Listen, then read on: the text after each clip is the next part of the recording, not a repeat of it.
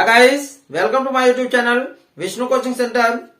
प्यारे दोस्तों, यदि आप कक्षा 10 के छात्र हैं और बोर्ड एग्जामिनेशन की तैयारी कर रहे हैं और चाहते हैं कि आपका 90 प्लस आ जाए, तो आज मैं कक्षा 10 के द्विघात समीकरण के वे इंपॉर्टेंट क्वेश्चन लेकर के आया हूं, जो कि परीक्षा के दृष्टिकोण से बहुत ही इंपॉर्टेंट है।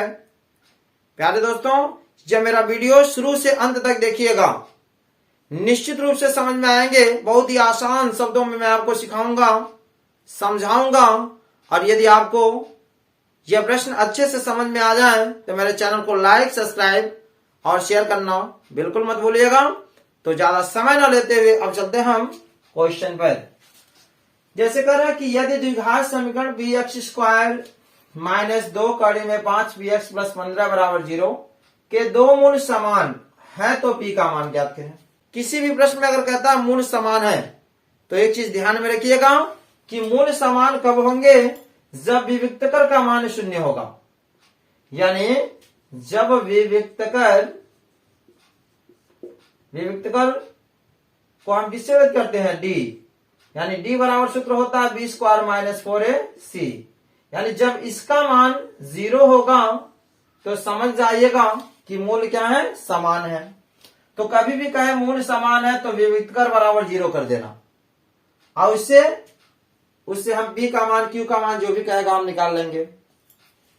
तो पहले यहां हल लिखे हैं और क्वेश्चन में देखिए कह रहा है px² - 2 कड़ी में 5px + 15 = 0। और सबसे पहले हम तुलना करेंगे, यानी a b c का मान हम पहले निकाल लेंगे। a बराबर जो x² के बगल में रहेगा वो a का मान होगा, यानी p हो गया। b का मतलब जो x के बगल में है क्या है? -2 कड़ी में 5p। और c बराबर जो इसके अलावा, x के अलावा जो भी बचा अंक, यानी 15। समझ में आया? अब हम से पूछ रहा है मूल समान है। मूल कब समान होंगे? यहां लिखेंगे, चूंकि मूल समान है। मूल कब समान होंगे? मैंने क्या बताया? जब विविक्तकर का मान क्या होगा? 0। और विविक्तकर का सूत्र क्या होता है? b² - 4ac। यानी लिखेंगे b² - 4ac = 0। जब भी आपसे कहे मूल समान है तो p का मान ज्ञात करें या k का मान ज्ञात करें, तो b² - 4ac बराबर क्या लिख देंगे? 0। अब मान रखिए b का मान क्या है?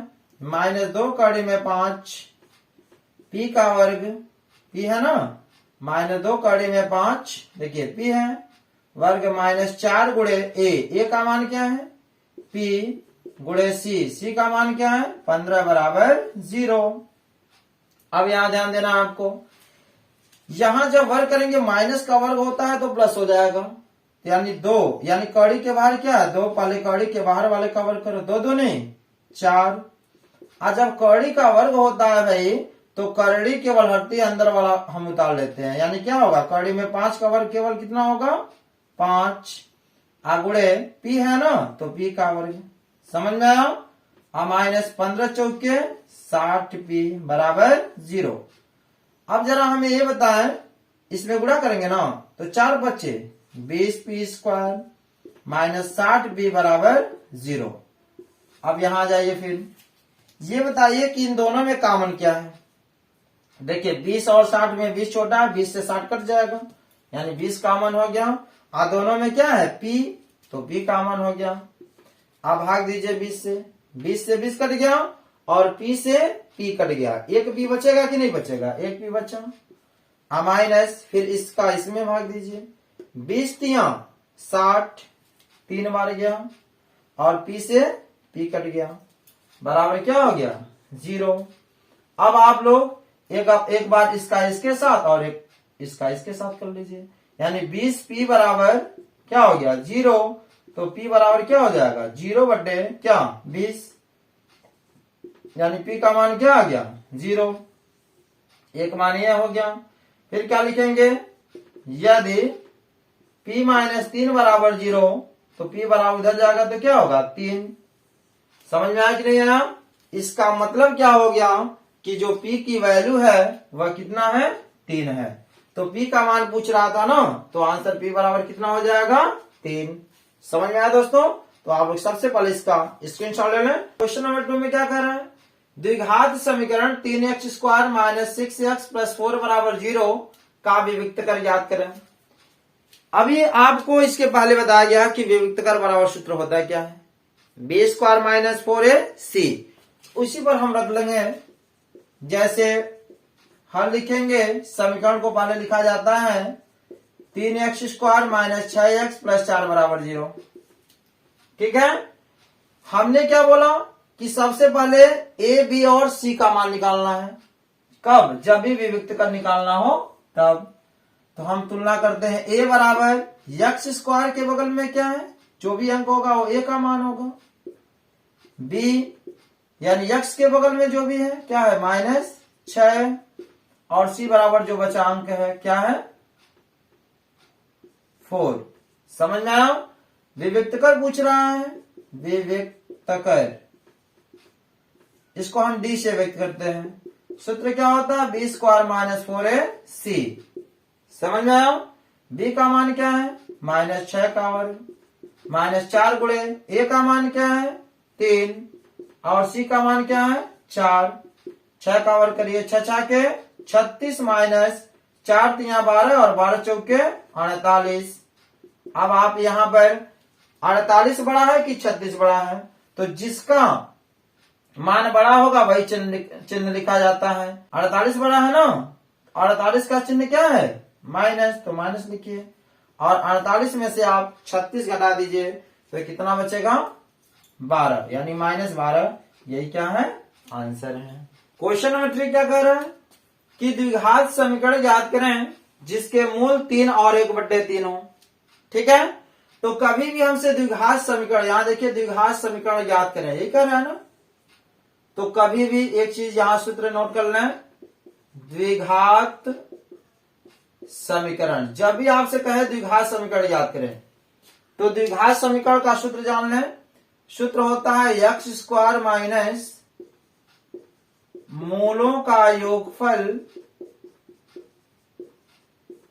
ब्रैकेट बंद x प्लस मूलों का गुणनफल,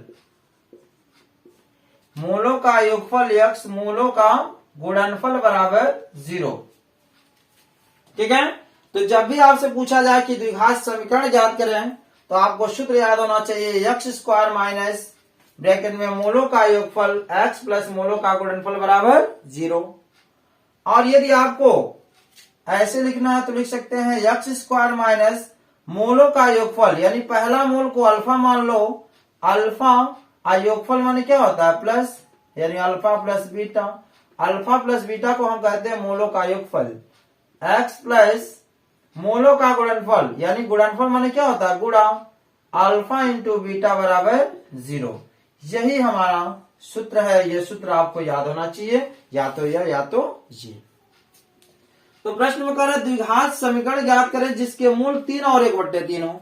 इसका मतलब एक मूल 3 दिया है और दूसरा मूल 1/3 है। मतलब क्या हुआ, अल्फा बराबर दिया है क्या 3, समझ में आया, और ये दूसरा मूल क्या है बीटा, यानी बीटा बराबर दिया है 1/3। समझ में आया कि नहीं आया? जब भी हमारे दो मूल दिए रहेंगे तो पहले को अल्फा मान लेना और दूसरे को बीटा मान लेना। अब यही मान इसमें रख दो, यही मान इसमें क्या करिए रख दीजिए। तो पहले आप alpha plus beta, alpha into beta का मान अलग अलग निकाल लो। तो सबसे पहले हम निकाल लेते हैं यहाँ alpha plus beta. Alpha plus beta का मान निकालिए। अल्फा का मान क्या है 3 प्लस बीटा, बीटा का मान क्या है 1/3। अब यहां ध्यान दें, इसके बटे हम 1 मान सकते हैं क्योंकि यह बटे में है, इसको भी मैंने बटे में कर दिया।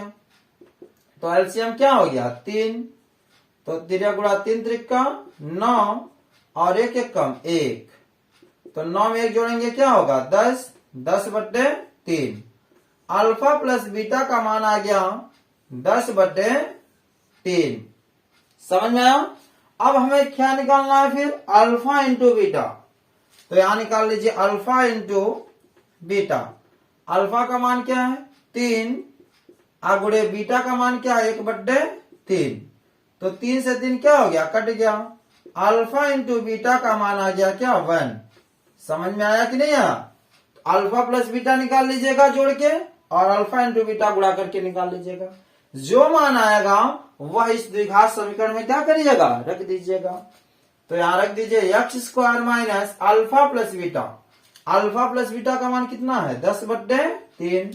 तो लिखे यहां 10/3 क्या है बगल में x plus alpha into beta का मान क्या है 1। तो लिखिए 1 बराबर 0। अब एक चीज ध्यान दीजिएगा, द्विघात समीकरण वाले प्रश्न में जब कभी भी उधर 0 हो, अगर नीचे कोई भी हर में कोई भी एक मान हो तो सब में गुणा कर देना और जिसके नीचे रहेगा उसमें गुणा नहीं होता। सीधी सी सिंपल सी बात। ये देखो 3 है ना, 3 का इसमें भी गुणा करो तो क्या होगा 3x स्क्वायर माइनस इसमें गुणा नहीं होगा। ठीक, तो क्या लिखेंगे 10x प्लस 3 कम 3 बराबर ये 3 इधर चला जाएगा तो क्या होगा 0। तो यही हमारा आंसर हो गया। समझ में आया? मतलब कभी भी याद रखिएगा द्विघात समीकरण में एक कभी भी नीचे हर हो तो उस हर का सब में गुणा कर देना, जिसके नीचे रहेगा उसमें हम गुणा नहीं करेंगे। यानी 3 देखो 10 के नीचे 3 है ना, इसमें गुणा नहीं करेंगे, बाकी में गुणा कर दीजिए। तो 3x स्क्वायर इसमें नहीं, वही उतार लिए हैं 10x और 3 कम 3 बराबर 0। समझ में आया? एज फॉर एग्जाम्पल एक और देखें, कहीं भी मान लीजिए लिखा हो जैसे कि 2x square minus 5x plus 1/4 बराबर 0। ठीक है, आप इसको क्या कर सकते हो, देखो 1 2 3 संख्याओं में केवल एक ही में हर में 4 है बट्टे में, तो इस 4 का सब में गुणा कर देना और इसमें 1 में गुणा हम नहीं करेंगे। तो क्या होगा 4 में 2 8x स्क्वायर माइनस 4 बच्चे 20x और प्लस ये 4 1 के नीचे है ना, इसमें गुणा नहीं होगा तो क्या होगा +1 बराबर 0। समझ में आया कि नहीं आया? बस ये बताने का मकसद यह है कि यह आपको सवाल अच्छे से समझ में आ जाए। तो समझ में आया होगा, तो यही हमारा आंसर है। क्वेश्चन नंबर 4 में चलते हैं हम। द्विघात समीकरण कड़ी में 3x square minus 11x plus 8 कड़ी में 3 बराबर 0 के मूल ज्ञात करें। अब मैं इसका एक अलग ही वीडियो कड़ी का गुणनखंड का वीडियो अलग में बनाया, उसको जाकर के आप देखिएगा, शुरू से अंत तक देखिएगा और भी अच्छे से आपको समझ में आ जाएगा। फिलहाल यहां देखें कि कड़ी में 3x square minus 11x plus 8 कड़ी में 3 बराबर 0 यही दिया है ना। तो गुणनखंड वाले प्रश्न में मैं आपको बताया था क्या, शुरू का गुणा लास्ट में करते हैं, इसका गुणा हम इसमें करेंगे। तो कड़ी का 3 है और यहां कड़ी में 3 है, तो कड़ी में 3 गुणे कड़ी में 3 क्या होगा, केवल 3 होगा। आगुड़े बगल में क्या है 8 है, तो 8 करो, 3 8 24। 24 का ऐसा गुणनखंड करना है, गुणा करो 24 और यहाँ प्लस है ना, जोड़ दो तो 11 आ जाए। तो संख्या क्या होगी 8 गुणे 3, क्योंकि 8 में 3 का गुणा करेंगे 24 होगा और 8 में 3 जोड़ देंगे तो 11 होगा। तो बस मान रख दीजिए, कड़ी में 3x स्क्वायर माइनस 11 की जगह हो जाएगा 8 प्लस 3, क्योंकि 8 में 3 जोड़ेंगे क्या होगा 11 होगा। फिर x प्लस 8 कड़ी में 3 बराबर 0। समझ में आया ना। अब यहाँ कड़ी में 3x स्क्वायर माइनस x दोनों के साथ लगा देंगे, लेकिन एक चीज ध्यान देंगे, अगर ब्रैकेट के पहले माइनस है तो 20 का चिन्ह बदल जाएगा, प्लस है तो माइनस, माइनस है तो प्लस। फिलहाल माइनस 8x लिखे, ऋण होने के नाते 20 का चिन्ह बदल जाएगा, प्लस है तो क्या होगा माइनस 3x प्लस 8 कड़ी में 3 बराबर 0। आप ध्यान दें, आप इन दोनों में अगर हम जोड़ा बनाते हैं और कॉमन लेते हैं, तो अगर मान लीजिए आप कड़ी में 3 यानी x कॉमन होगा, कड़ी में 3 और 8 बचेगा और इसमें 3 8 कड़ी में 3 बचेगा, तो बराबर नहीं आएगा। एक काम करते हैं, कड़ी में 3x square minus 8x minus ये बताओ 3 को क्या मैं कड़ी में 3 गुणे कड़ी में 3 लिख सकता हूं, क्योंकि कड़ी में 3 गुणे कड़ी में 3 केवल 3 होगा कि नहीं। जैसे अगर लिखा हो कड़ी में 2 गुणे कड़ी में 2, इसका मतलब केवल कितना होगा? 2 ही होगा। कड़ी में 5 गुणे कड़ी में 5, इसका मतलब केवल कितना होगा? 5 ही होगा। तो क्या इस 5 के जगह मैं कड़ी में 5 गुणे कड़ी में 5 लिख सकता हूँ? बिल्कुल लिख सकता हूँ। तो उसी प्रकार क्या यहाँ 3 के जगह मैं कड़ी में 3 गुणे कड़ी में 3 लिख सकता हूँ? बिल्कुल लिख सकता हूँ, 3 ही तो होगा। और फिर x प्लस 8 कड़ी में 3 बराबर 0। आप जोड़ा बनाइए, देखिए बिल्कुल मिल जाएगा। इन दोनों में कॉमन क्या है? x है, तो x कॉमन लें तो क्या बचेगा? यहाँ कड़ी में 3x माइनस x कट गया, क्या बचा? 8 माइनस इन दोनों में देखिए क्या कॉमन है? कड़ी में 3 यहाँ भी है और यहाँ भी है, तो कड़ी में 3 क्या करिए? कॉमन लीजिए, तो क्या बचेगा? यहाँ कड़ी में 3x और प्लस कड़ी में 3 कट गया, क्या बचा? 8 बराबर 0। अब ये देखिए ब्रैकेट वाला बिल्कुल यहाँ देखिए, ध्यान दें, माइनस में धन का जब गुणा होगा तो यहाँ क्या हो जाएगा? माइनस हो जाएगा। क्या हो जाएगा? माइनस हो जाएगा। देखिए माइनस है और यहाँ प्लस है, तो माइनस कड़ी में 3 कॉमन लिए, तो यहाँ चिन्ह क्या होगा? माइनस। अब देखो यह और यह बिल्कुल मिला कि नहीं मिला? बिल्कुल मिला। जब यह मिल गया, इसका मतलब इसको एक बार लिखे, कड़ी में 3x माइनस 8, और इसको हम एक बार लिखते हैं, x माइनस कड़ी में 3 बराबर 0। अब आपको पता है द्विघात समीकरण में, आपको पता है, पढ़े भी होंगे कि एक बार इतना बराबर 0 और एक बार इतना बराबर 0 हम लिखते हैं। तो क्या लिखेंगे? यदि कड़ी में 3x माइनस 8 बराबर 0, देखो तो कड़ी में 3x बराबर, ये माइनस 8 है, उधर जाएगा तो प्लस 8, तो x बराबर क्या हो जाएगा? 8 बटे कड़ी में 3। समझ में आया?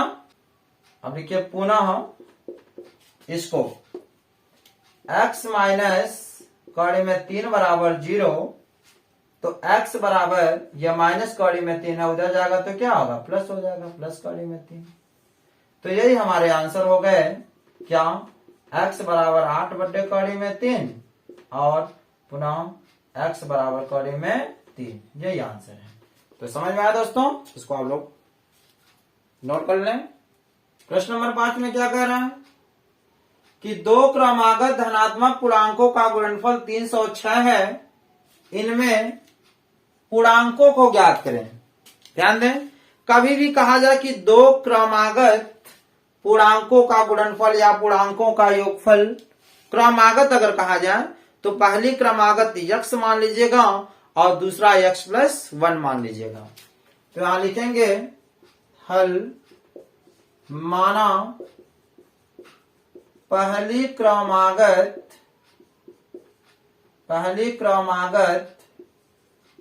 धनात्मक पूर्णांक बराबर x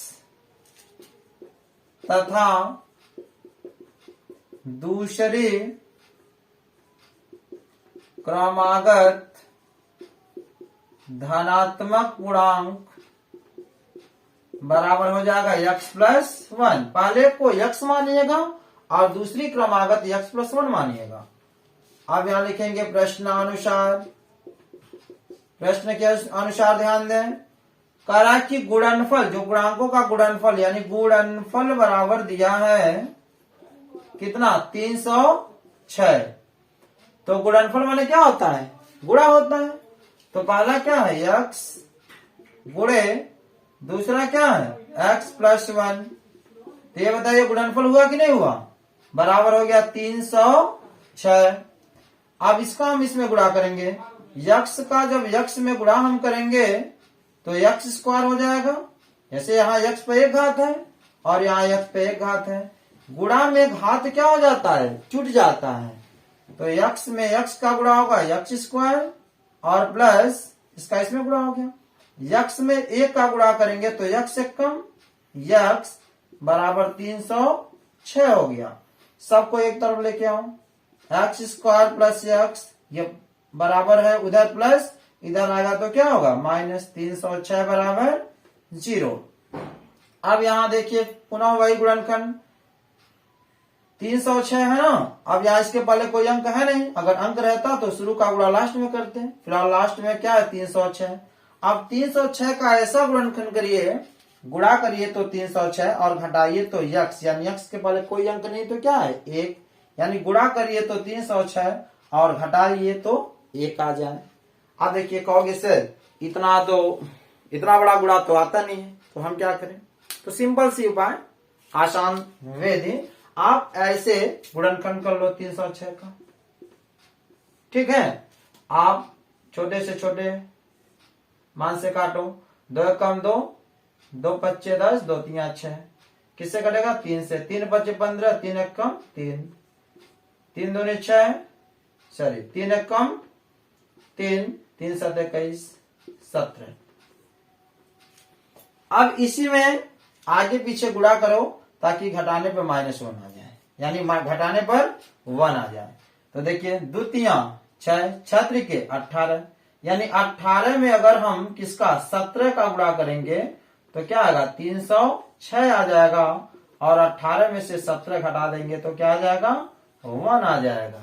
आएगा कि नहीं आएगा बताइए? तो यहां पे लिखेंगे x² प्लस 18 माइनस 17 यक्स है ना, तो यक्स माइनस 306 बराबर 0। अब x² प्लस, अब यक्स दोनों के साथ लग जाएगा, 18x माइनस 17x माइनस 306 बराबर 0।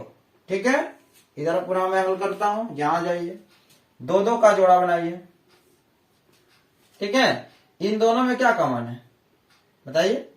x कॉमन है, तो x कॉमन लेंगे तो x से x कट जाएगा, x से x कटेगा, एक x बचेगा, और प्लस यहां क्या बचा 18, समझ में आया? माइनस 17 और 306 में क्या कॉमन है? 17 कॉमन होगा। जब 17 कॉमन हो गया तो 17 से 17 क्या हो गया कट गया, तो क्या बचा x, और याद रखिएगा यहाँ माइनस कॉमन है तो माइनस माइनस क्या हो जाएगा यहाँ प्लस, 17 का भाग इसमें देंगे तो कितना बेर में कटेगा 18 बेर में। समझ में आया? अब बताइए बराबर क्या हो गया 0। ठीक है, बोलिए बराबर 0 हो गया। अब ये देखिए ये मिला कि नहीं मिला? मिला तो सवाल सही है, इसको एक बार लिखें और इसको हम एक बार लिखते हैं, बराबर 0।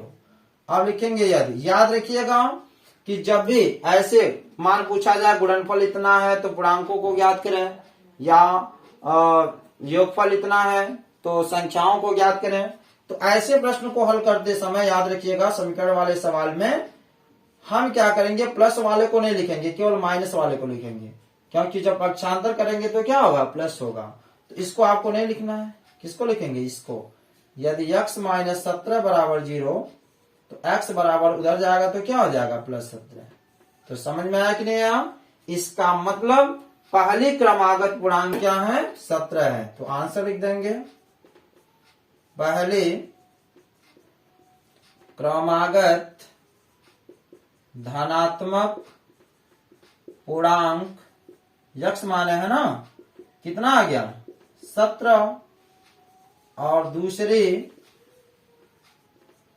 क्रमागत धनात्मक पूर्णांक, दूसरे को हमने क्या माना है x प्लस 1, तो क्या हो जाएगा x का मान क्या है 17 प्लस 1 बराबर 18, यानी 17 और 18 ये हमारा क्या है आंसर है। तो आप लोग सबसे पहले इसका स्क्रीनशॉट ले लें। नेक्स्ट अगला क्वेश्चन में जैसे कह रहा है कि समीकरण x² माइनस 7x प्लस 12 बराबर 0 के मूलों के व्युत्क्रमों का योगफल याद करें। एक चीज आप ध्यान देंगे कि 2 सूत्र अच्छे से याद करेंगे कि अगर आपसे कभी भी पूछा जाए कि मूलों का योगफल याद करें, तो मूलों का योगफल को हम अल्फा प्लस बीटा बराबर सूत्र होता है -b/a। ये सूत्र आप याद रखेंगे। कभी भी कहे मूलों का योगफल ज्ञात करें तो सूत्र होता है -b/a। और यदि आपसे कहा जाए कि मूलों का गुणनफल ज्ञात करें, ठीक। तो मूलों का गुणनफल अल्फा इंटू बीटा बराबर होता है सी बटे ए। ये दो सूत्र आप अच्छे से याद करें, ठीक है।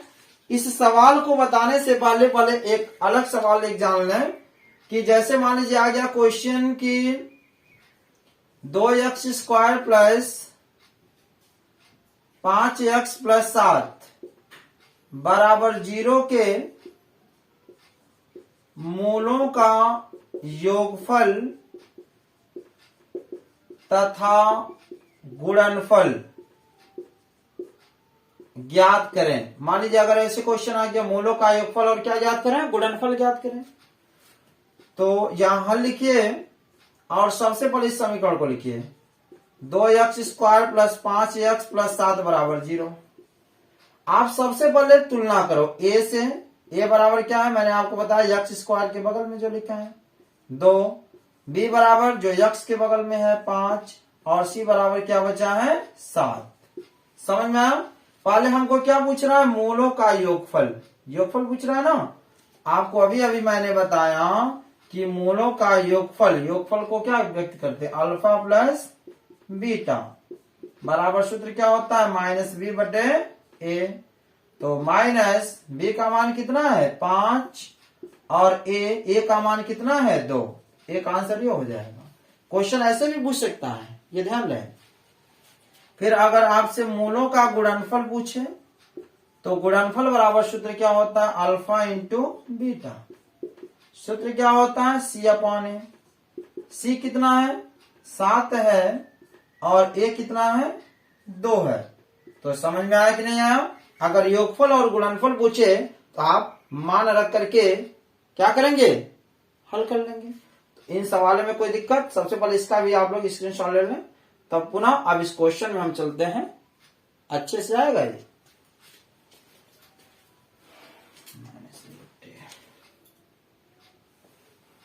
तो चले दोस्तों इस प्रश्न में, अब इस प्रश्न को ध्यान दें। प्रश्न में कह रहा है कि समीकरण x² माइनस 7x प्लस 12 बराबर 0 के मूलों के व्युत्क्रमों का योगफल। तो सबसे पहले योगफल, व्युत्क्रमों के योगफल पूछ रहा है, ठीक है। तो सबसे पहले ये ध्यान रहे योगफल माने क्या होता है जोड़। अब यहां पर हमें एक चीज ध्यान देना है कि सबसे पहले हम x² माइनस 7x प्लस 12 बराबर 0 लिखेंगे, ठीक है। अब लिखने के बाद तुलना करो a बराबर क्या है x² के पहले देखो कुछ लिखा है नहीं, इसका मतलब 1 है। b बराबर क्या है 7 के पहले, x के पहले क्या है माइनस 7 और c बराबर क्या है 12। समझ में आया। तो आप सबसे कभी भी आपसे कहा जाए कि व्युत्क्रमों का योगफल ज्ञात करें तो हमेशा एक साइड में एक बार आप अल्फा प्लस बीटा निकाल लेना और एक बार अल्फा इंटू बीटा निकाल लेना। तो अल्फा प्लस बीटा यानी योगफल बराबर सूत्र क्या होता है, देखो लिखा है माइनस बी अपॉन ए। तो माइनस बी का मान क्या है -7, तो यहाँ -7 और बटे ए का मान क्या है 1। अब माइनस से माइनस में जब गुणा होगा तो क्या होगा +7 यानी 7 बटे 1 नीचे लिखा नहीं जाता है। तो अल्फा प्लस बीटा का मान कितना आ गया 7 आ गया। अब लिखिए अल्फा इंटू बीटा सूत्र होता है सी अपॉन ए। तो सी का मान कितना है 12 और ए का मान कितना है 1 यानी 12 बटे 1 माने कितना है 12। तो अल्फा प्लस बीटा का मान 7 आ गया, अल्फा इंटू बीटा का मान 12 आ गया। अब हमसे पूछ क्या रहा है, यहां ध्यान दें, पूछ रहा है कि मूलों के व्युत्क्रमों का योगफल। अब मूल क्या है, एक मूल अल्फा है और एक मूल बीटा है। कह रहा व्युत्क्रमों का योगफल। अब लिखिए यहां पर कि मूलों के व्युत्क्रमों का योगफल। ध्यान दो दोस्तों। अच्छा ये बताएं मूल क्या माने हैं, एक मूल अल्फा है और दूसरा मूल बीटा है। और कह रहा व्युत्क्रमों का योगफल। व्युत्क्रम क्या होता है, जैसे व्युत्क्रम माने उल्टा। देखो भाई ये ऐसे है ना, मार्कर देख रहे हो, लिखने वाला पॉइंट इधर है नीचे, और मैं कहूं इसका व्युत्क्रम बताऊं तो यह नीचे से ऊपर चला जाएगा। यह इसका क्या है व्युत्क्रम है। ठीक है। तो कहने का मतलब मूलों के व्युत्क्रम का योगफल। अब ये बताओ, जैसे मैं लिखा हूं 3/2, तो इसका व्युत्क्रम क्या होगा, उल्टा कर दीजिए, 2/3। अगर मैं लिखा हूं 4, तो 4 का उल्टा, 4 के बट्टे कुछ नहीं तो एक होता है ना, तो उल्टा क्या हो जाएगा, 1/4। समझ में आया। तो सेम वही प्रक्रिया है, यहां ध्यान देंगे आप कि प्रश्न में कह रहा है कि व्युत्क्रमों का योगफल। अब मूल हमने क्या माना है, एक मूल हमारा क्या है, अल्फा है, और दूसरा क्या है, बीटा। तो इसका व्युत्क्रम करो, अल्फा का व्युत्क्रम क्या होगा, 1/अल्फा, और प्लस बीटा का व्युत्क्रम क्या होगा, 1/बीटा। अब बताओ, मूल अल्फा और इसका व्युत्क्रम कह रहा है, अल्फा और बीटा का व्युत्क्रम क्या होगा, 1/अल्फा और 1/बीटा। योगफल कर रहा है, जोड़ लीजिए, ठीक है। अब यहां ध्यान दें, एलसीएम क्या हो गया, दोनों हो जाएगा, अल्फा इंटू बीटा। अब त्रिज्या गुणा हो जाएगा, अल्फा एक कम अल्फा और बीटा एक कम बीटा। अब इसमें मान रख दीजिए आप, अल्फा प्लस बीटा का मान अभी अभी क्या निकाले हैं, देखो 7, और अल्फा इंटू बीटा का मान क्या आया है, 12। यही क्या है, आंसर है। तो आप लोग सबसे पहले इसका स्क्रीनशॉट ले लें।